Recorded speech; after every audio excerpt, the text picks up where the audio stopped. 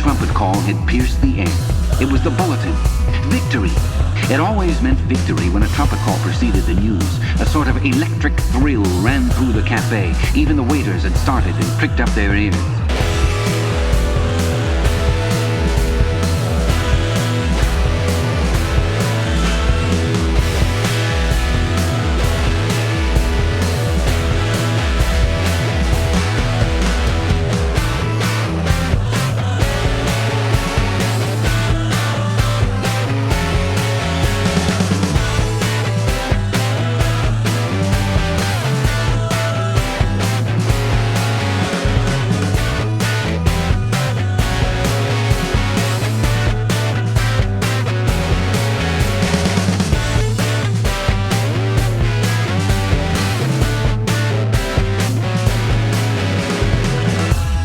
The trumpet call had let loose an enormous volume of noise. Already an excited voice was gabbling from the telescreen, but even as it started, it was almost drowned by a roar of cheering from outside. The news had run round the streets like magic.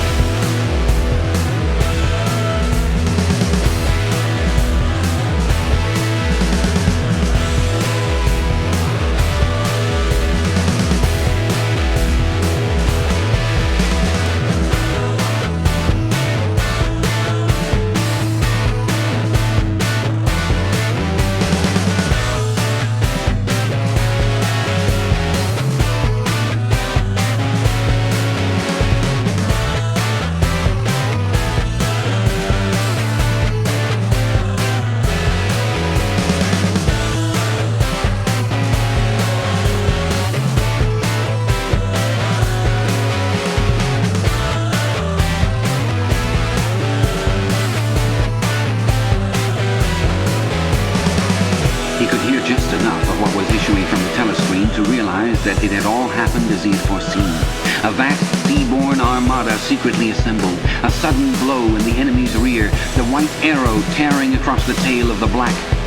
Fragments of triumphant phrases pushed themselves through the din. Vast strategic maneuver, perfect coordination, utter rout, 500,000 prisoners, complete demoralization, control of the whole of Africa, bring the war within measurable distance of its end.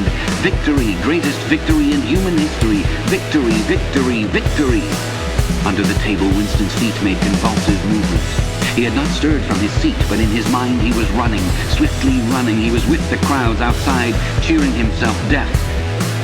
He looked up again at the portrait of Big Brother, the colossus that bestrode the world, the rock against which the hordes of Asia dashed themselves in vain.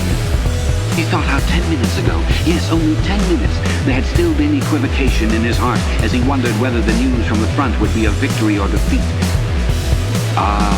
It was much more than an Eurasian army that had perished. Much had changed in him since the first day in the Ministry of Love, but the final, indispensable, healing change had never happened until this moment. The voice from the telescreen was still pouring forth its tale of prisoners and booty and slaughter, but the shouting outside had died down a little. The waiters were turning back to their work.